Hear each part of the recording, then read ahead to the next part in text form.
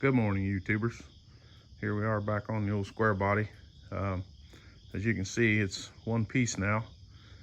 You'll notice these two lines don't line up.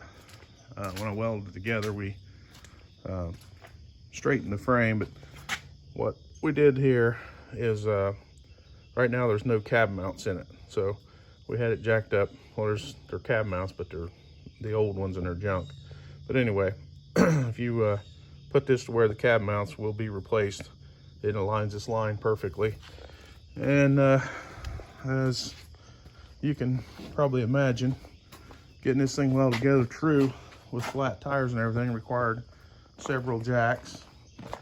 But there she is. She's level across the back.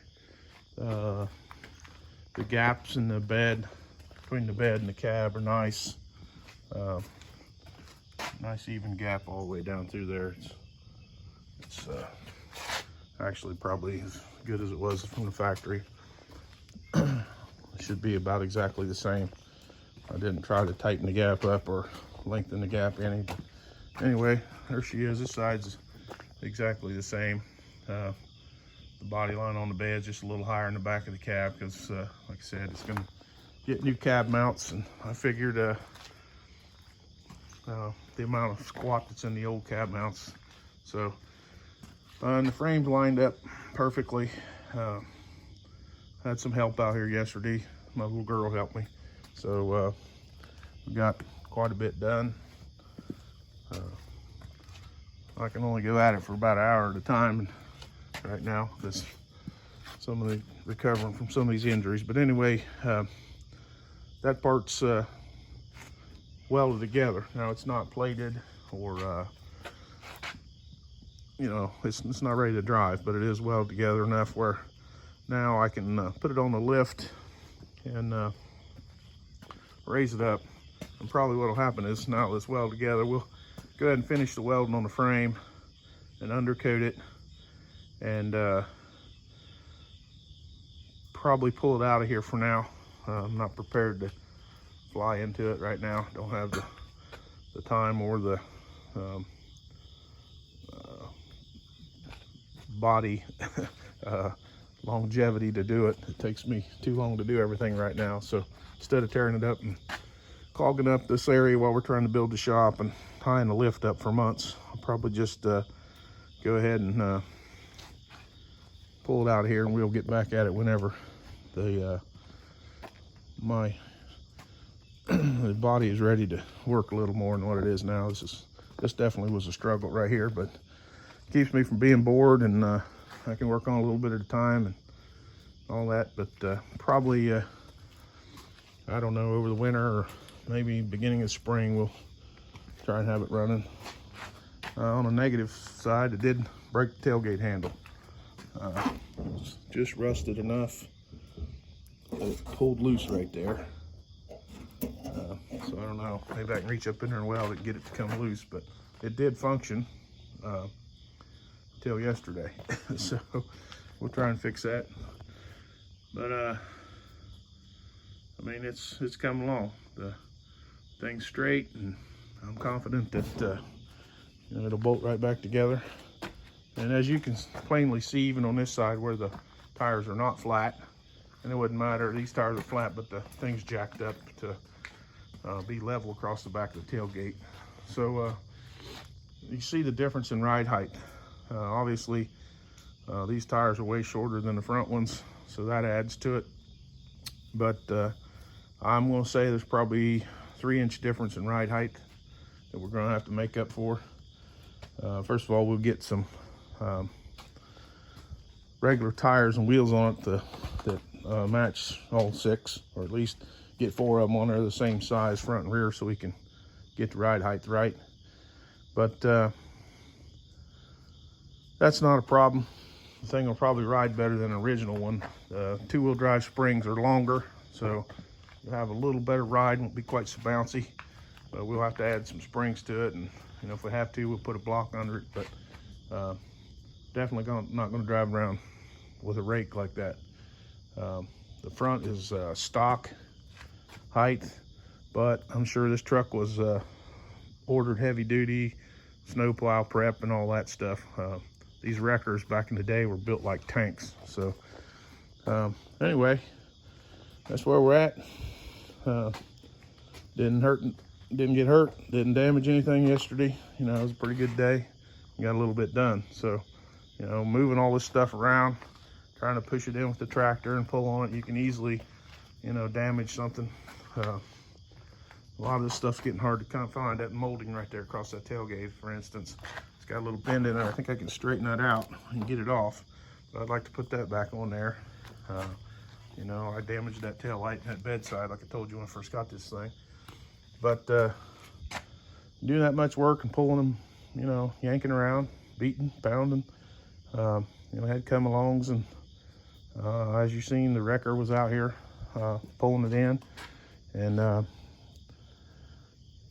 things can get damaged if you're not careful. So anyway, and another thing, this frame rail on this side was bent slightly. I don't know whether the truck had been hooked onto from the side with a wrecker, like I've been in the ditch or something at one time, but that added to the difficulty. I kept trying to square it up and getting it lined up, and when I'd get the frame rails where they look like they belong, then you'd have the bed wouldn't be parallel with the body. So anyway, I kept measuring and finally found it right behind the transfer case cross member. This driver's side frame rail was pulled out slightly, so we got that straightened out. But anyway, I'm going to pull it forward. It needs to come forward on the lift. When we lifted this last time, it didn't have any bed at all, so the weight distribution was significantly different. So anyhow, I'm going to pull it forward about 1.5 feet, and then I'm going to lift it up and finish welding the frame and put some plates on there, and you know, I'll video some of that. But you know, these old square bodies, even when they were new, were atrocious as far as the body lines, and this one's been worked on. I'm not saying this is original, but you know, look at the body. Whoever did this body work, and you know, like I said, from the factory, people talk about the old muscle cars being horrible. I think especially the GM trucks in the 70s and 80s were even worse than the older ones. So I know the doors are, the gauges are. You can get in a 72 Chevy truck, the doors will shut perfectly, and the floor pans will be clear gone. All the gauges will work in it. You get in one of these, when they were new, the doors didn't shut worth a damn, and a year after you had it, the gas gauge would quit. But anyway, this one's had rocker panels put in it, cab corners, and he didn't do a very good job. He got the bottom of the cab corner poked out on both sides, so they'll never be perfect. You can see the gap here is pretty well right, and it pops out. Then it, you know, you can see here is where he joined his cab corner. So you've got a dip, a depression there where this cab rolls down, and then he put his cab corner on. And in his defense, a lot of those, I don't know who did it, and this here is not my towing business. People probably noticed that and thought, oh, that's not mine. I was on there when I bought the truck.